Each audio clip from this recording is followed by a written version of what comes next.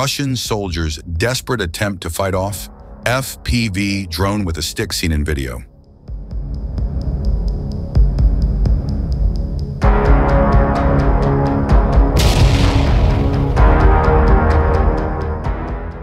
What may be the last desperate minutes of a Russian soldier's life are captured in the latest video released by the Ukrainian Armed Forces Rubak Wild Division. It's a first-person view FPV drone unit of the 82nd Separate Airborne Assault Brigade that have made it their daily business to hunt tanks and other vehicles, and yes, sometimes chase down individual soldiers. The video serves as a stark reminder of the rapidly changing reality of drone warfare.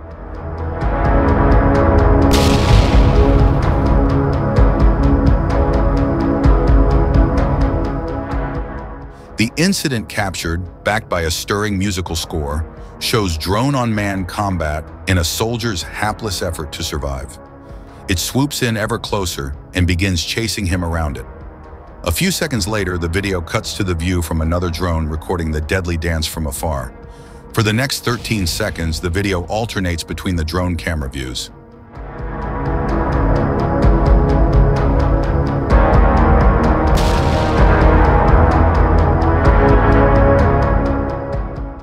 At about the 24-second mark, the soldier, realizing he has no way to escape, picks up a stick in a last-ditch attempt to club his robotic attacker out of the sky. It's a desperate scene, to say the least. Several more quick cuts between the two drones ensue as the FPV drone furiously circles the soldier, who lunges in vain with the stick. It shows the soldier writhing around in obvious pain before lying motionless on the ground. It is unclear what happened to him, but at best this was not a good day.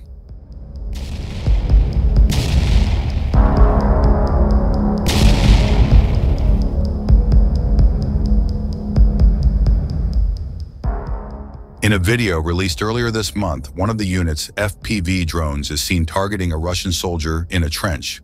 Unlike the one by the cart, this soldier is armed and attempts to shoot the drone down.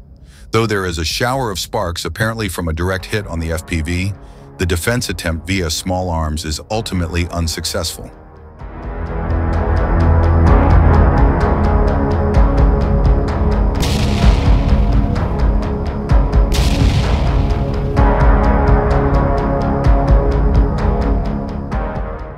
This video shows the unit going after a Russian tank near Verbov in Zaporizhzhia Oblast.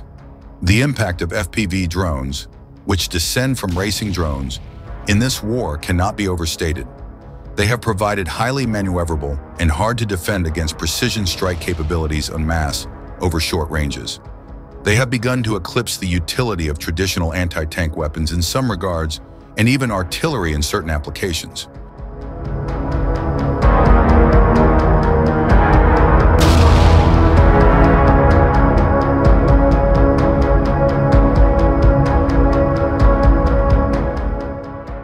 As of late, Ukraine's dominance on the battlefield with these weapons is eroding as Russia spools up its own FPV drone production and strike teams.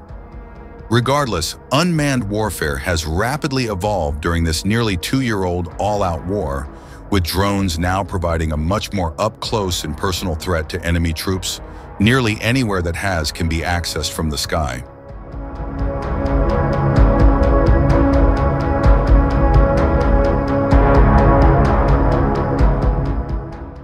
On the other hand, in a cataclysm of artillery and drone strikes, Ukrainian forces smashed an attack by Russian troops in and around the town of Ulakali on or just before Sunday.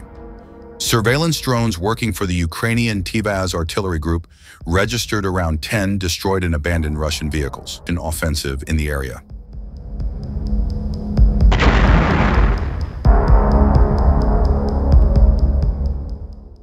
As recently as 2 weeks ago, the Russians had the momentum.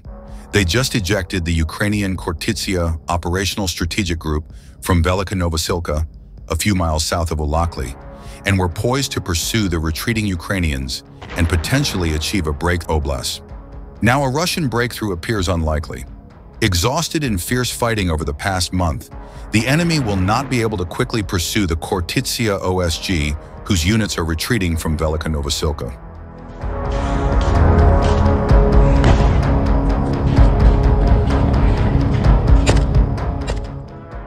Not only have the Russians suffered heavy losses in their modest advance along the Donetsk-Zaporizhzhia corner, they're also experiencing broader shortages of troops and equipment that have compelled them to prioritize their attacks.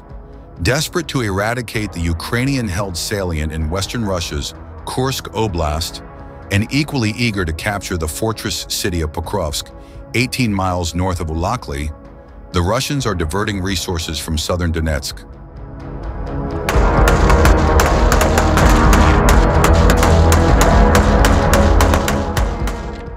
The enemy will not be able to break through to Zaporizhzhia or Dnipropetrovsk oblasts as they lack the necessary troops, funds, and resources, CDS assessed.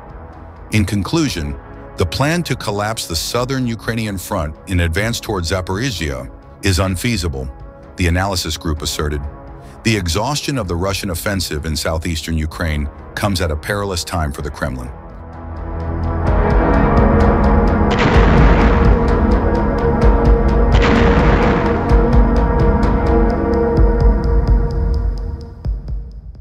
But Russia isn't actually winning on the battlefield in Ukraine. Where its forces make gains, the advance is usually measured in yards and might cost entire infantry companies with scores of troops. Yes, the Ukrainian military is struggling to mobilize sufficient forces, but the Russian military is struggling too.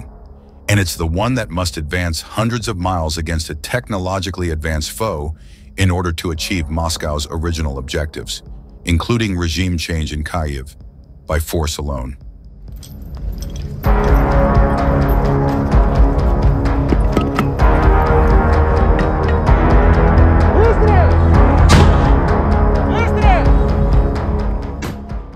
The Russian military has objectively failed, analyst Andrew Perpetua pointed out, and they do not have the strength to ever recover from the degree to which they have failed. Russia cannot win this war on a battlefield, but it can win at the negotiating table if, for some reason, Ukraine caves to American pressure to end the war on terms favorable to Russia.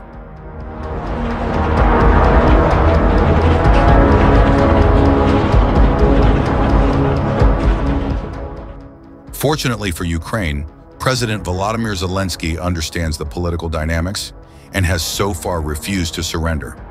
Publicly lavishing praise on Trump, while also steadfastly refusing to sign the misspelled exploitative minerals deal memo the White House forwarded to him, Zelensky has handled negotiations very well so far, according to Tatarigami, founder of the Ukrainian Frontelligence Insight Analysis Group.